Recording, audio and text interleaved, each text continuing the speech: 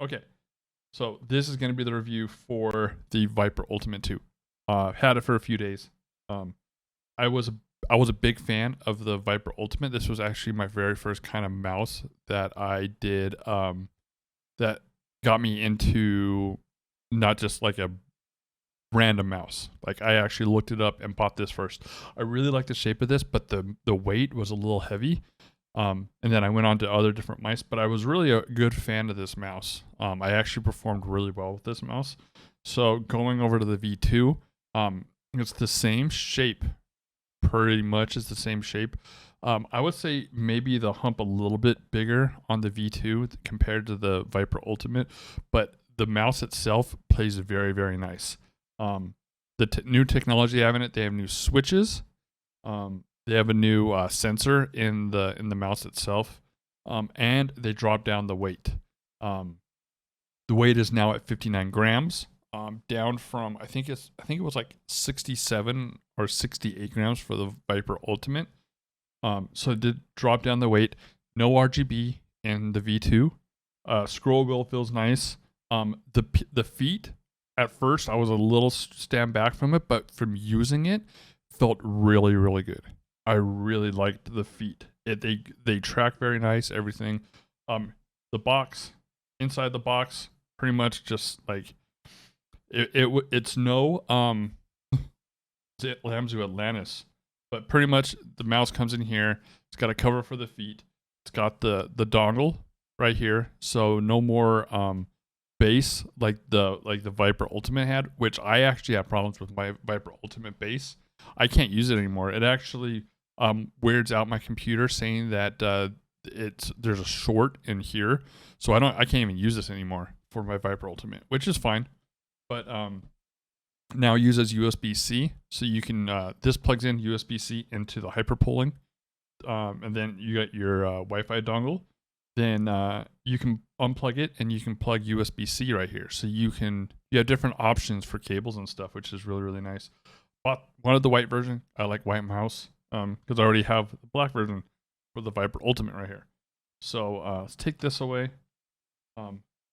Boxing was pretty much just standard Razer unboxing stuff.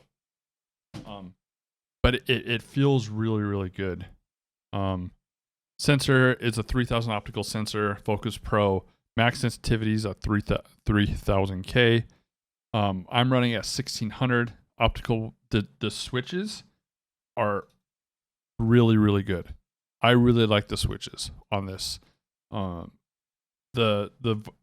Viper Ultimate, they're a little bit quieter, I would want to say, compared to the V2 Pro.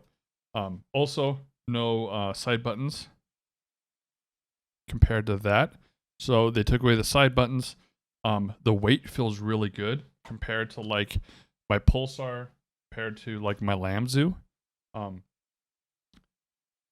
mean, personally right now, these are my three. These are going to be my three mains. It's going to be the Lamzu, the V2 Pro, and then the Pulsar, depending on what I want to do.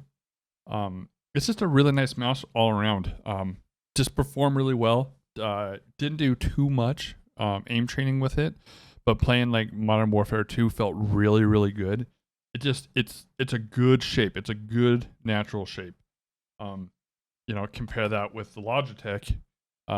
They're just good neutral shapes, I would want to say, compared to like the Pulsar. The Pulsar's got a bigger hump in the middle or in the back, and then it slopes down to like a very downward slope. The Lamzu is just it's got a shape all on its own. I mean, I don't have a XM1R to compare it to, which people say that it's the same shape, but it's a good shape as well. So right now my three main are going to be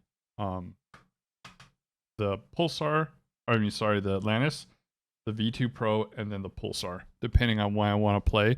But I'm going to be using the V2 Pro quite a bit. I really want to get the 4K dongle.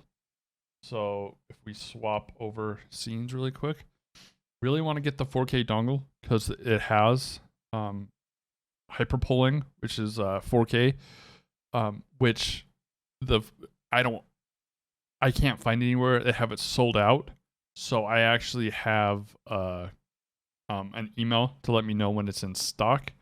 The only bad thing I didn't like was I already had Synapses installed because I have a Huntsman V2 TKL, and I actually had to download a separate software in order to update the firmware for the dongle and update for the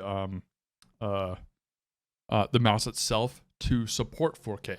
So I had to download a separate program in order to upgrade that, which I don't know why they just don't put it in Synapses. It's kind of weird that you have to do a separate program to do it in, but it is what it is, I guess.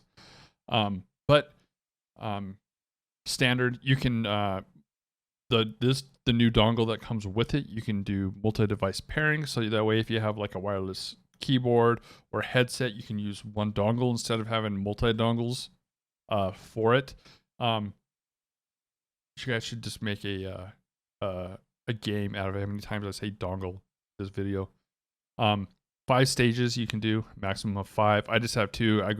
I mostly use 1600, but I do 800. 1000 hertz, 500, 125. Once you get that 4K, you have the ability to run it at 4K. So, yeah, I thoroughly enjoy it right now. I think it's a very, very good mouse. I like the weight. The weight is comparable to my Lamzu and to the Pulsar. Very, very good mice. Very top tier in my opinion. And all around, I would recommend this mouse if people are looking for a lightweight but can't find a Lamzu or Pulsar or don't want to go with these two. This is a very, very good option to go with. I was very standoffish of buying it because I already had the Viper Ultimate, and I was like, is it worth trading up for a lighter mouse? But after trying lighter mice, the new ones, I wanted to do it. Plus, it also has motion sync in it as well. That has the 3395 sensor in these. So it has motion sync. So really, the only thing I can't wait for is to get the 4K dongle so I can run it at 4K. And yeah, I think it's a very, very good mouse. So seal of approval. But like I said, my 3 top mice that I'm going to be running right now is going to be the Atlantis. It's going to be the V2, and it's going to be the Pulsar, switching between all 3 until the Extrafy M8 comes out. And when that comes out, we'll see how it is, and maybe that will go into the rotation as well. So